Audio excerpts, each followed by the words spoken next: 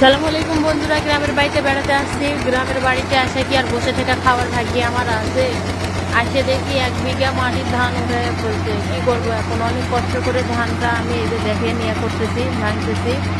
2 বান্ধবী মিলে ধানে কাজ কাজ করতেছি, ঠিক আছে। তো আর কি করার, অনেক কষ্ট হইতেছে, কষ্ট হলেও কিচ্ছু করার নাই, কষ্ট করতে হবে, কেননা এখানে বসে থাকা খাওয়ার মতো ভাগ্য নেই।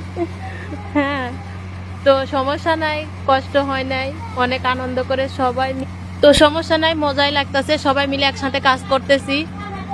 কাজ করতে হবে এমন কোনো কথা নাই, তারপরেও অনেক মজা করে কাজ করতেছি, ভালো লাগতেছে। সবাই দোয়া করবেন আমাদের জন্য, কারণ আমরা গ্রামের মেয়ে, শহরে থাকলেই বা কি হবে, গ্রামের কাছেই করতে পারবো না? হ্যাঁ, করতেছি কাজ, অনেক মজা করেই করতেছি, ভালো লাগতেছে।